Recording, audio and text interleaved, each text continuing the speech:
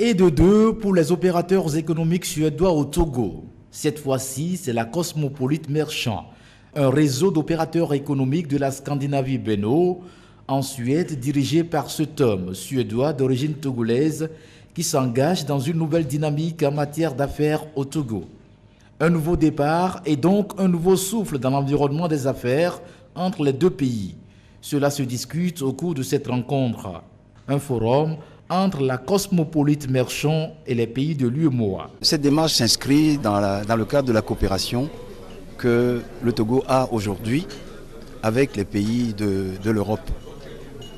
Et nous nous félicitons de ce nouvel accès au monde pour les opérateurs économiques togolais. Les Suédois sont venus explorer les voies et moyens que nous avons ici au Togo pour que la coopération internationale, à travers ce que nous faisons dans notre pays, soit relevée. Relever le niveau des affaires, le gouvernement s'y est déjà engagé avec plusieurs initiatives comme le guichet unique pour les formalités des entreprises, la vulgarisation de la charte des PME-PMI, la révision des statuts de la zone franche et le cadre idéal qu'offre le pays pour les échanges.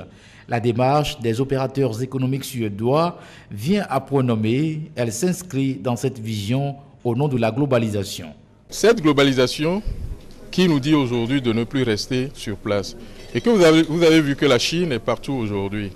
Le Japon c'était hier, la Chine aujourd'hui.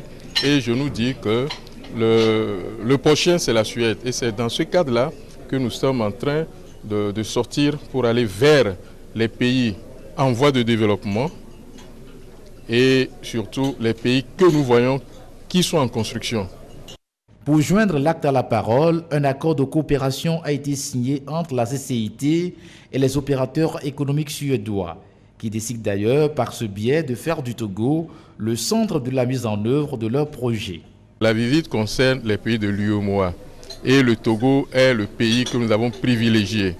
Donc nous irons encore dans les autres pays prochainement, mais le Togo est privilégié. Nous voulons faire du Togo le centre de nos affaires, d'autant plus que le Togo a une zone franche qui peut nous permettre de nous installer à la zone franche et de produire dans la zone franche et de vendre à l'extérieur moins cher.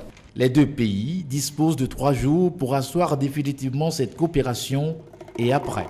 Donc ce qui est la tête, comme nous l'avons déjà dit, c'est que sur le plan personnel, je vous m'appelle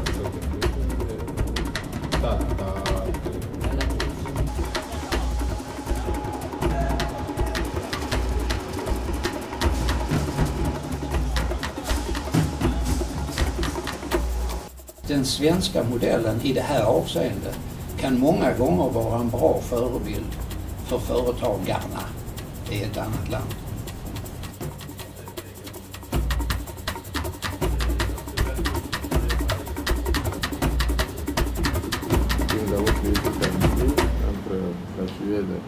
Nous sommes un cadre qui va vers la promotion, mais c'est l'industriel ou l'investisseur qui dit je prends ça et j'investis dedans, nous allons le suivre, nous allons l'accompagner, lui faciliter le travail. C'est un peu notre rôle.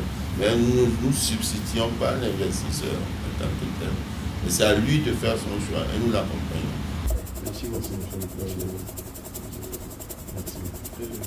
Merci. Mais là, la convention couvre la convention que vous avez signée, C'est un partenariat que nous avons signé entre les hommes d'affaires de la Suède et les hommes d'affaires togolais, représentés par la Chambre de commerce. Mais moi, je veux vous remercier de ce que vous faites là, parce que par cette voie, vous faciliterez même le règlement des problèmes politiques. Parce que si des hommes d'affaires viennent et qu'ils ont de bonnes relations avec leurs partenaires et qu'ils sont protégés, les gens vous disent, mais on viendra voir quand même. L'année dernière, j'avais rencontré moi-même à Genève, dans le cadre de l'examen périodique universel des droits de l'homme, l'ambassadeur de Suède en Suisse, avec qui on a parlé, celui de Suède au Nigeria aussi était venu plusieurs fois ici. D'ailleurs, je disais à l'ambassadeur de Suède, je lui dis, mais non, pas de raison de ne pas avoir de bonnes relations avec la Suède, parce que nous, on a besoin de la Suède. Pourquoi est-ce qu'on créerait des difficultés sans raison?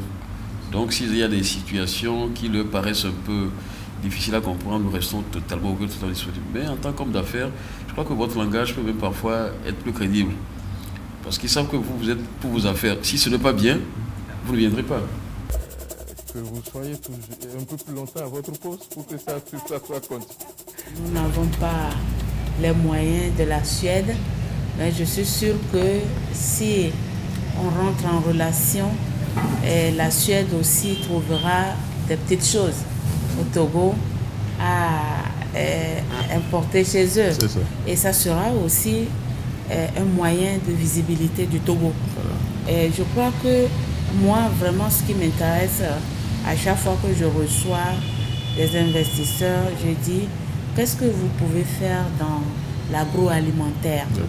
Parce qu'aujourd'hui, nous nous rendons compte qu'il y a beaucoup de nos produits qui pourrissent à un moment donné. Si on prend le cas des mangues, on prend le cas des ignames, à un moment donné, on a des périodes où on a beaucoup de production. Comme on n'arrive pas, on n'a pas les moyens vraiment efficaces de conservation, ça se gâte, on jette.